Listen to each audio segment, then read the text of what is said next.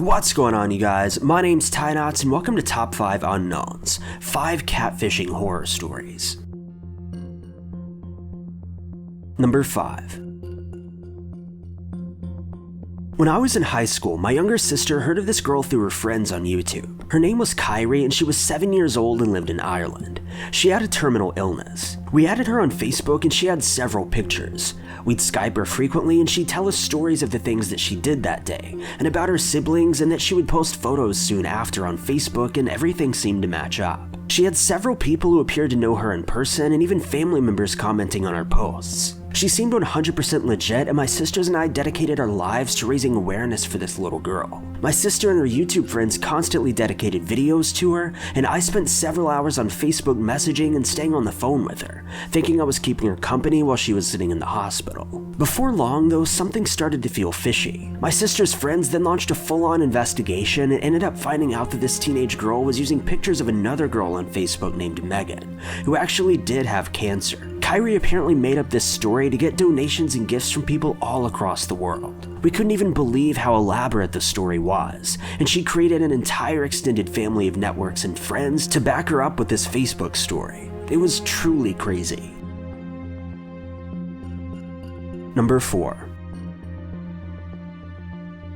I met someone on OkCupid. He was moving from New York City to my city and said he was a surgeon. But that was my first red flag. I wondered why a successful surgeon would be on a free dating website. We chatted for 2 weeks, but he never wanted to talk on the phone, which was red flag number 2. So at this point, I just assumed he was a fake. He eventually deleted his Cupid profile, saying that he couldn't wait to meet me in 3 weeks when he was scheduled to fly in for the weekend in a condo. I researched his picture and then found another profile with his exact same story, but in this one he claimed to be moving to Phoenix, which was red flag number 3. At this point, I knew he was a fake, but I was having so much fun making him think I was hooked, so I just kept going along with it. He even gave me bad medical advice once when I sprained my ankle, and then told me that he had a foot fetish and that he would make sure that I got daily pedicures when I quit my job and moved in with him. Well, this weekend he was supposed to fly in, but his current and almost former boss apparently passed away, so he couldn't make it. I then sent him screenshots of his other profile and told him that I knew all along and that I'd just been messing with him. Overall, it was a pretty fun experience messing with this guy.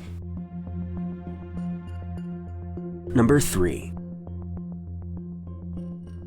When I was 16, I moved to a pretty small town. I became close friends with M, a girl at school. After a while, she began mentioning her best guy friend named Blake. She showed me pictures and told me I could hang out with him. It was like she was trying to set us up or something, but he was really cute, so I was excited. Blake and I started chatting on Facebook and AIM, and we chatted for about a month or so, and he kept trying to meet up with me. He attended a private school less than 10 miles away from my school, but every time we'd plan something, some detail and an excuse would come up.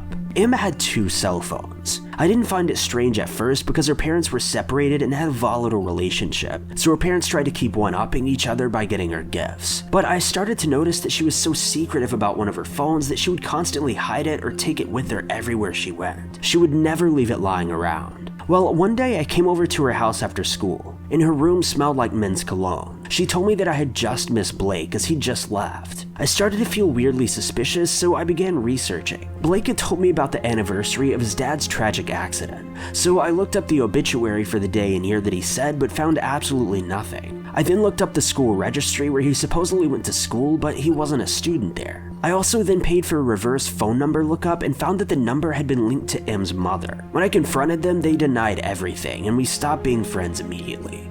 I really haven't spoken to her since. Number 2. I started chatting with an army guy who was a peacekeeper in DRC. We just started chatting casually, and I was 21 or 22, and he was saying that he was 27. I really don't remember what we spoke about, but I developed a huge crush on this guy. He said that he loved me, and I said it back. He then said that he'd use his break to fly out to see me, and he represented himself as being a 27-year-old single guy, and he came across as having very high morals and being an absolute toughie. I started to almost worship him, and I placed him way above myself. But seemingly out of nowhere, he began to get really jealous, and something just changed after that. We couldn't really talk as usual. At this point, we'd never even spoken to each other verbally. Everything was just on a chat. Well, one day just having a normal conversation, he suddenly threw it in my face that I'd gotten drunk at a party a while back. Like that was supposed to make me feel bad or something. What I didn't like is that he was using something like this to try to hurt me, like he was just waiting for the chance. But anyway, he suddenly was no longer in touch and I was completely devastated. I couldn't reach him in any capacity. I thought he had told me his real name, so I kept looking for him online but could never find anything. I tried over and over and over again but never found anything. I was completely devastated. Well, I finally had this brainwave and I decided to Google his ID and found that he lied about his name, and he was actually 40-something. Though he really was a peacekeeper. I also found out that he was known to catfish other people and even created fake dating profiles on other websites as women. At one point, someone commented on one of these profiles revealing his real name and position. I eventually created a fake Facebook profile and added him as a friend, and found out that he'd been divorced, had a young daughter, and his statuses showed that he was a total douche. He really was a lieutenant colonel though, and was mentioned on the UN webpage. So all things considered, I just moved on and honestly got over him pretty quickly. Number 1.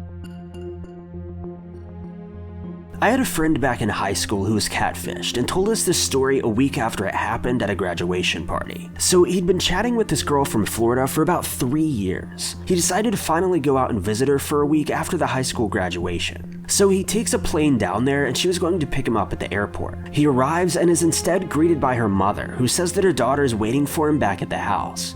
So he gets his bags and heads into the car with her, though he then notices another guy sitting in the back seat around his same age. He didn't remember her mentioning having a brother, so he was kind of getting weirded out at this point. So they arrive at the house and there's no girl in sight. He then gets angry and has the mother spill the beans. Turns out this lady was using her niece's pictures to talk with him. How he didn't realize this sooner, I have no idea. Maybe they just never talked on the phone or her voice just sounded young. But anyway, he immediately left this woman and her son and spent the night at a hotel while his parents paid for a plane ticket back the following day. 3 years this guy spent completely wasted.